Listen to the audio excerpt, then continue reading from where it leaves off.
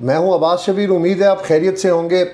बहुत अच्छा फ़ैसला किया है पाकिस्तान क्रिकेट बोर्ड ने, क्योंकि पाकिस्तान क्रिकेट बहुत ज़्यादा डिक्लाइन का शिकार है इस वक्त, और स्पेशली कोचेज़ इसके ज़िम्मेदार हैं, सिलेक्शन कमेटी इसकी ज़िम्मेदार है, जिन्होंने 2023 से मैं शुरू करता हूं बात, जब से हमारी शिकस्तों का सिलसिला शुरू हुआ। 2023, 2024, फिर 2025 की चैम्पियंस ट्रॉफ़ी, फिर ट्रायंगुलर सीरीज़, फिर न्यूजीलैंड का टूर।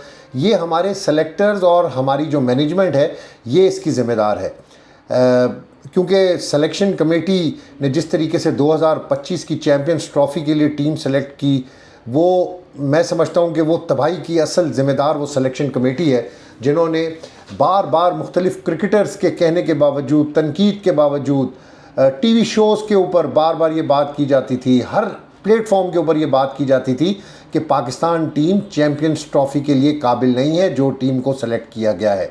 लेकिन कौन? आकिब जावेद, जो कि सिर्फ मनमानी कर रहे थे। सिर्फ उनका ये स्टैंड था कि जो मैंने कर दिया वो बिल्कुल ठीक है, जो मैंने टीम बना ली वो बिल्कुल ठीक है। अब सिलेक्शन कमेटी भी तो आप देखें ना हमारी कौन सी है। अलीम डार साहब जो कि एम्पायर हैं, वो सिलेक्शन कमेटी के अंदर हैं।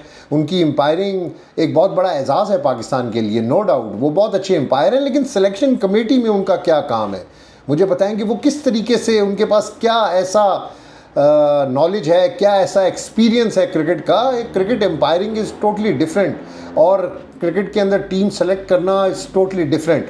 लेकिन बस पाकिस्तान क्रिकेट बोर्ड है, दे जाए नौकरियां, दे जाएं और इम्तिहान के अंदर इस कौम को डाली जाए।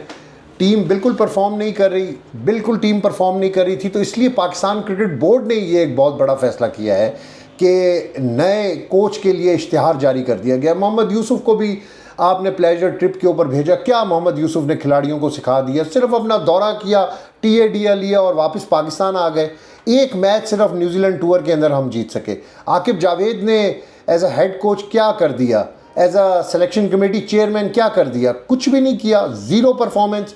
क्या हुआ कि टीम डे बाय डे जिन लड़कों को सेलेक्ट करना चाहिए थे उन लड़कों को सेलेक्ट नहीं किया, मेरिट का कत्लेआम किया, अपनी पसंद नापसंद के खिलाड़ियों को टीम के अंदर शामिल करवाया, और रिज़ल्ट आपके सामने, नाकामियाँ। तो इसलिए पाकिस्तान क्रिकेट बोर्ड ने बड़ा ज़बरदस्त फ़ैसला किया है। मुसलसल शिकस्तों के बाद चलें।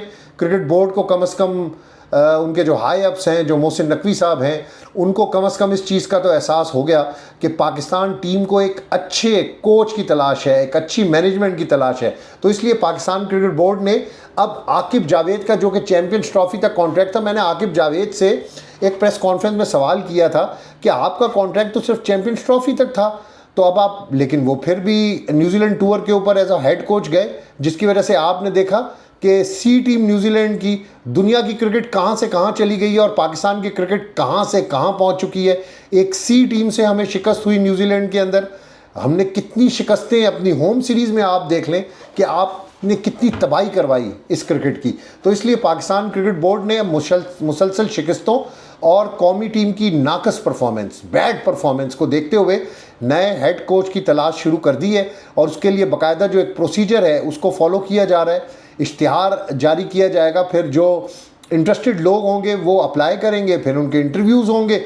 इसमें नेशनल कोचेज़ भी हो सकते हैं, इंटरनेशनल कोचेज़ भी हो सकते हैं। आइंदा कुछ दिनों के अंदर एक लिस्ट भी आ जाएगी कि किस किस ने पाकिस्तान टीम के लिए कोचिंग के लिए अप्लाई किया है। मैं समझता हूं कि ये तो बहुत पहले ही आकिब जावेद से जान छुड़ा लेनी चाहिए थी, जब आपने देखा कि चैंपियंस ट्रॉफी में पाकिस्तान की ऐसी शिकस्त है। और देखें, जब भी कोई कोच होता है उसको उसका बेसिकली कैलिबर चेक किया जाता है, उसका बैकग्राउंड चेक किया जाता है, वो कितना बड़ा प्लेयर है, वो कोचिंग के अंदर उसकी क्या एबिलिटीज़ हैं, क्या वो अपना क्रिकेटिंग जो नॉलेज है, जो उसने खेला है, जो उसने देखा है, वो ट्रांसफ़र कर सकता है प्लेयर्स के अंदर। नहीं, एबिलिटी, प्लेयर्स तो बहुत बड़े बड़े होते हैं, लेकिन एबिलिटी की बात होती है कि क्या वो कोच में वो एबिलिटी है कि वो ट्रांसफ़र कर सके अपनी जो नॉलेज है, अपनी जो स्किल्स है, अपनी जो टेक्निक जो उसके जहन के अंदर है, वो नए क्रिकेटर्स में और क्रिकेट टीम को खड़ा कर सके। तो आकिब जावेद के अंदर वो एबिलिटीज़ नहीं थी, तो इसलिए आकिब जावेद को अब नया कॉन्ट्रैक्ट ना देने का फैसला किया गया है, और ये कहा गया है कि एक इश्तिहार जारी किया जाए। वो इश्तिहार जारी कर दिया गया है। अब नए कोचेज़ आएंगे जो अप्लाई करेंगे, उसके बाद फैसला होगा कि पाकिस्तान टीम के नए कोच कौन होंगे और कौन पाकिस्तान टीम को खड़ा कर देगा, ये आने वाले दिन आपको बताएंगे। अच्छा, आईपीएल भी चल रहा है और पीएसएल भी चल रहा है। पीएसएल की जो लाइव व्यूअरशिप है, हम बार बार बात करते हैं कि ठीक है आईपीएल जितनी व्यूअरशिप नहीं होगी, लेकिन पीएसएल की जो लाइव व्यूअरशिप है उसने भी नए रिकॉर्ड कायम किए हैं। जो 10th एडिशन इस वक्त चल रहा है उसमें जो आईपीएल से मुतसादिम होने के बावजूद, क्योंकि इस वक्त आईपीएल भी चल रहा है और पीएसएल भी चल रहा है, लोग ज़्यादा आईपीएल को प्रेफर कर रहे हैं क्योंकि आईपीएल में आपको करंट इंटरनेशनल प्लेयर्स नज़र आएंगे, आपको आईपीएल में नया टैलेंट नज़र आएगा, आपको आईपीएल में कलर नज़र आएगा, आपको आईपीएल में फैंस की इन्वॉल्वमेंट नज़र आएगी। जिस शहर के अंदर भी मैच होता है वहाँ पर फैंस की जो इन्वॉल्वमेंट है, वहाँ पर जो बड़े बिजनेस टाइकून्स हैं, जो बड़े फेसेस हैं, जिसमें फिल्म इंडस्ट्री के लोग हैं, जिसमें बिजनेस के लोग हैं, जिसमें पुराने क्रिकेटर्स हैं, उन्होंने आईपीएल को ओन किया हुआ है, जिसकी वजह से डेफिनेटली आईपीएल की जो व्यूअरशिप है वो पीएसएल की व्यूअरशिप से बहुत ज़्यादा होगी। लेकिन पाकिस्तान ने पीएसएल की जो माजी की व्यूअरशिप है उसका रिकॉर्ड तोड़ दिया है। एक हफ्ते के दौरान 10वें एडिशन की व्यूअरशिप का एक नया रिकॉर्ड बना है। मैं आपको बता देता हूं कि एक हफ्ते में लाइव व्यूअरशिप में 826.5% रिकॉर्ड इजाफा हुआ है। ये बहुत बड़ा इजाफा है जो कि पाकिस्तान के हिस्से के अंदर आया है। हम बार बार ये बात करते हैं कि हम आईपीएल को बड़ा ब्रांड समझते हैं, लेकिन पीएसएल भी छोटा ब्रांड नहीं है। पीएसएल का जो आखिरी मैच था पेशावर ज़ल्मी का और मुल्तान सुल्तान्स का, उसमें रावलपिंडी के अंदर हाउसफुल था। कराची के अंदर बेशक क्राउड नहीं है, लेकिन रावलपिंडी के अंदर क्राउड ने भरपूर साथ दिया है प्लेयर्स का। और जो फैंस हैं, बाबर आजम के भी फैंस हैं, जो बाकी प्लेयर्स साहिम अयूब है, शादाब है, एहसानुल्लाह है, बड़े अच्छे अच्छे प्लेयर्स इस वक्त खेल रहे हैं, उनकी भी व्यूअरशिप है। उनको देखने के लिए भी लोग मैदान के अंदर आते हैं, ग्राउंड का रुख करते हैं। और आईपीएल का से कंपेयर मैं करता हूं कि पीएसएल ने इस बार व्यूअरशिप के नए रिकॉर्ड कायम कर दिए हैं।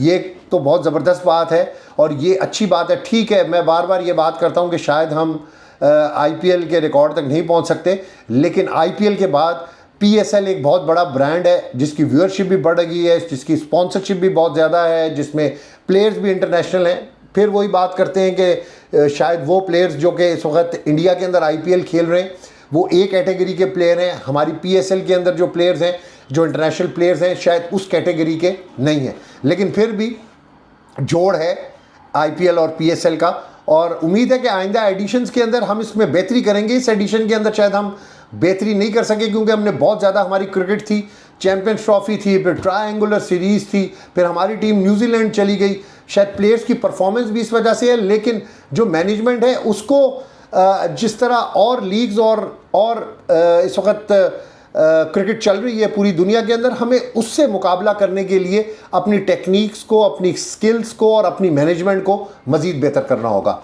इसके बाद एक अहम खबर ये भी है अज़हरुद्दीन के हवाले से। कल से मैं देख रहा हूँ कि अज़हरुद्दीन का स्टेडियम से नाम हटाया जा रहा है, जिस पर उन्होंने अदालत जाने का भी ऐलान किया है। अब ये भी ज़्यादती है। अब देखें कि एक अज़हरुद्दीन एक मुसलमान है, उनके नाम के ऊपर एक क्रिकेटर है, बाद में उन्होंने अपने क्रिकेट कैरियर को किस तरीके से तबाह किया, क्या नहीं किया, लेकिन एक बहुत बड़ा नाम है क्रिकेट की दुनिया में अज़हरुद्दीन, जो कि इंडियन टीम के कप्तान भी रहे हैं और बड़ी रिकॉर्ड्स विन उन्होंने अपनी कप्तानी के अंदर की हैं। लेकिन जो मीडिया रिपोर्ट्स इंडिया से हमें मिल रही हैं उसके मुताबिक जो साबिक कप्तान है अज़हरुद्दीन के नाम को क्वापाल स्टेडियम के नॉर्थ स्टैंड से हटाने का फैसला किया। ये इकदाम लॉर्ड्स क्रिकेट क्लब की जानिब से दायर की गई शिकायत के बाद किया गया है, जिसमें मफाद के तसादुम का इल्ज़ाम लगाया गया है। इंडिया को स्टैंड लेना चाहिए, अज़हरुद्दीन का नाम किसी सूरत भी नहीं हटाना चाहिए। आप लोगों का लेजेंड प्लेयर है और पूरी दुनिया का एक वर्ल्ड क्लास अपने ज़माने का प्लेयर था। अगर उसके नाम के ऊपर कोई स्टैंड है तो उसको नहीं हटाना चाहिए, डेफिनेटली अपील के अंदर जाना चाहिए और पूरी कोशिश करनी चाहिए कि अपने क्रिकेटर का नाम स्टेडियम से नहीं हटाया जाए। इसके लिए इकदाम करने चाहिए। दो छोटी सी और अच्छी सी खबरें हैं जो मैं आपके साथ डिस्कस कर रहा हूँ। जो गैर मुल्की खातून प्रेजेंटर हैं पीएसएल के अंदर आई हुई हैं, उन्होंने हसन अली को जोकर करार दिया है और ये वीडियो वायरल हुई है। ऐसा बिल्कुल भी नहीं कहना चाहिए। कोई और मुल्क का बंदा हमारे मुल्क में आकर हमारे क्रिकेटर के ऊपर इस किस्म की बात करे और इस किस्म के अल्फाज इस्तेमाल करे। मेरा ख्याल है कि प्रेजेंटर को फौरी तौर के ऊपर यहाँ से हटा देना चाहिए और उसको वापस अपने मुल्क भेज देना चाहिए। ये पाकिस्तान की इंसल्ट है, ये पाकिस्तानी क्रिकेटर की इंसल्ट है। आप उसकी परफॉर्मेंस के ऊपर बात कर सकते हैं, आप उसकी टेक्निक्स के ऊपर बात कर सकते हैं, आप उसकी फॉर्म के ऊपर बात कर सकते हैं, लेकिन आपको पर्सनल होने का किसी किस्म का कोई हक नहीं है। आप चाहे जितनी मर्जी प्रेजेंटर हैं, किस मुल्क की भी प्रेजेंटर हैं, डैम केयर, लेकिन आपको हमारे क्रिकेटर पर ऐसी बात करना जेब नहीं देता। मैं इस स्टोरी को थोड़ा सा आपको बताऊंगा कि एक मैच के दौरान ऑस्ट्रेलियाई प्रेजेंटर एरन हॉलैंड ने हसन अली की तारीफ़ की और उन्हें मज़ाहिया अंदाज में जोकर कहा। इस मौके पर फास्ट बॉलर ने उनकी बात का जवाब भी दिया। ये अच्छी बात नहीं है जोकर करार देना। मैं समझता हूँ, पता नहीं हसन अली ने इसको किस फॉर्म के अंदर लिया है, लेकिन मैं कहता हूँ कि किसी प्रेजेंटर का, इंटरनेशनल प्रेजेंटर जो कि पाकिस्तान के अंदर खुद एज अ गेस्ट हैं, उनको ये हक नहीं है कि हमारे किसी क्रिकेटर के ऊपर इस किस्म का क्रिटिसाइज़ करें। ठीक है, आप परफॉर्मेंस के ऊपर बात कर सकते हैं, लेकिन आप इस किस्म का क्रिटिसाइज़ नहीं कर सकते। तो ये थी सारी खबरें। और एक और जाते जाते आपको मैं ख़बर दूं कि साबिक जो हेड कोच हैं वो अभी तक उनको अपने वाजबात नहीं मिले। जेसन गिलेस्पी ने इंकशाफ किया कि पाकिस्तान क्रिकेट बोर्ड ने ताहाल उनके वाजबात अदा नहीं किए। ये बड़ी ज़्यादती है। पाकिस्तान क्रिकेट बोर्ड, अब पता नहीं उनके कॉन्ट्रैक्ट के अंदर क्या है क्या नहीं है, लेकिन अगर उनके वाजबात बनते हैं तो उनको फौरी तौर पर वाजबात देने चाहिए। सोशल मीडिया प्लेटफॉर्म पर इंटरव्यू देते हुए जेसन गिलेस्पी ने पाकिस्तान कोचिंग के तजुर्बात पर खुलकर गुफ्तगू करते हुए बताया कि पाकिस्तान क्रिकेट ने ताहाल क्रिकेट बोर्ड ने उनके वाजिबात अदा नहीं किए। ये सूरत हाल काफ़ी मायूस कुन है मेरे ख्याल से। ताहम उम्मीद है कि जल्द अज जल्द ये मामला हल हो जाएगा। उन्होंने कोचिंग की है मुख्तसर अरसे में। गैरी कर्स्टन ने भी और जेसन गिलेस्पी ने भी, बड़ा वेल मैनर्ड दोनों प्लेयर हैं, बड़ी मेहनत के साथ वो काम कर रहे थे, लेकिन उनका मेरा ख्याल है कि मैच नहीं बन सका पाकिस्तान क्रिकेट बोर्ड से। जेसन गिलेस्पी ने यह भी कहा है कि बोर्ड इंतज़ामिया की जानिब से यकतरफा फैसलों ने मुझे मुस्ताफ़ी होने पर मजबूर किया। ये वो आकिब जावेद ही थे जिनके यकतरफा फैसलों की वजह से ना जेसन गिलेस्पी ठहर सके, ना गैरी कर्स्टन ठहर सके। खिलाड़ियों की अपनी मनमानियाँ, मैनेजमेंट की अपनी मनमानियाँ, सिलेक्शन की अपनी मनमानियाँ। गोरा तो जब काम करता है तो अपनी मर्ज़ी से काम करता है, क्योंकि जब वो मर्ज़ी से काम करता है तो वो जिम्मेदारी लेता है, अकाउंटेबिलिटी उसकी होती है, और आप देखें कि वो टीम को उठा देता है। यही वो कोचेज़ हैं जो मुख्तलिफ दुनिया क्रिकेट की टीमों के साथ कोचेज़ रहते हैं और ये टीमों को उठा देते हैं, लेकिन बदकिस्मती से पाकिस्तान की, लेकिन हम फ़ायदा नहीं उठा सके। ये भी कहा कि जेसन गिलेस्पी के मुस्ताफ़ी होने के बाद बोर्ड ने आकिब जावेद को लगाया था। इससे पहले जेसन गिलेस्पी और गैरी कर्स्टन आकिब जावेद के हवाले से भी बहुत सारी बातें कर चुके हैं, लेकिन उन्होंने ये बात कही है कि मुझे मुस्ताफ़ी होने पर मजबूर किया गया। मोहम्मद रिजवान को बतौर कप्तान बनाने जैसे हैरान कुन फैसले किए। मोहम्मद रिजवान बिल्कुल कप्तान नहीं है, और जेन्युइन ये बात है जेसन गिलेस्पी की कि ये ऐसे फैसले पाकिस्तान क्रिकेट के लिए किए गए हैं जिससे पाकिस्तान क्रिकेट को नुकसान हुआ है। पाकिस्तान क्रिकेट एक जुनून के चक्कर में फंस चुकी है। बहुत ज़बरदस्त बात की है, जो वर्ड्स इन्होंने इस्तेमाल किए हैं, मैं समझता हूँ कि इससे अच्छे अल्फाज इस्तेमाल नहीं किए जा सकते। IPL इस वक्त जारी है और IPL में नए से नए प्लेयर आपको मिल रहे होंगे। बड़ा ज़बरदस्त आप देख रहे होंगे, क्रिकेट भी इस वक्त हो रही है, नए से नया टैलेंट आ रहा है। 14 साल का कोई प्लेयर आ रहा है, कोई 18 साल का प्लेयर आ रहा है, और आप उनकी बैटिंग देखें कि क्या उनकी बैटिंग है और क्या उनमें इस वक्त इंटरेस्ट है क्रिकेट का, मज़ा आ रहा है क्रिकेट देखने का। तो अपना वीलॉग मैं एंड कर रहा हूँ इस वीडियो को, और इसमें जाते जाते मैं आपको बता रहा हूँ कि इंडियन प्रीमियर लीग IPL में राजस्थान रॉयल के 14 साला विभार ने डेब्यू पर 3 रिकॉर्ड बना लिए। जयपुर में खेले गए मैच में लखनऊ सुपर जायंट्स और राजस्थान रॉयल्स की टीमों के दरमियान मुकाबला था। ऋषभ पंत की टीम ने पहले बैटिंग करते हुए 20 ओवर में 5 विकेटों के नुकसान पर 180 रन बनाए, लेकिन उसके हदफ के ताकुब में राजस्थान रॉयल की टीम 178 रन बना सकी और महज 2 रन से शिकस्त का मुंह देखना पड़ा। ताहम इस मैच में रॉयल्स के 14 साला विभार वसवर यावंशी अपने जारियाना क्रिकेट के बायस शोहरत की बुलंदियों पर पहुंच गए। उन्होंने नए रिकॉर्ड बनाए और इस तरह के बहुत सारे रिकॉर्ड। अच्छा, सबसे कम उम्र डेब्यू करने वाले क्रिकेटर बने। इससे पहले ये रिकॉर्ड भी इंडिया के पास है, जिन्होंने 16 साल 157 दिन की उम्र में 2019 में उन्होंने अपना पहला मैच खेला था। और इस तरह आप देखें कि 17 साल वाला लड़का भी इंडिया ने खिलाया। तो इस तरह मैं समझता हूं कि नया टैलेंट जब सामने आता है, नौजवान क्रिकेटर्स मैदान के अंदर आते हैं, तो आपकी क्रिकेट जो है वो फ्लॉरिश हो जाती है और नौजवानों के अंदर एक नया मोटिवेशन पैदा होती है कि अगर हम परफॉर्म करेंगे तो हम टीम इंडिया में शामिल हो सकेंगे। तो ये बहुत अच्छा मोराल अप करने के लिए नौजवान क्रिकेटर्स के लिए बहुत अच्छा इकदाम है कि आप उनको IPL एक बड़े इवेंट के अंदर खिला रहे हैं और वो परफॉर्म भी कर रहे हैं। पाकिस्तान के अंदर ये चीज़ें लैग कर रही हैं। हम पाकिस्तान की रोज़ बात करते हैं कि यहाँ पर 34 साल, 35 साल, 43 साल, 42 साल क्राइटेरिया है PSL के अंदर। इसलिए हमारी PSL का ग्राफ और जो फैंस फॉलोइंग है वो डे बाय डे डाउन होती जा रही है। अब्बास शबीर को अब तक के लिए इजाज़त दीजिएगा, अपनी दुआओं में याद रखिएगा। अल्लाह ने के बाद।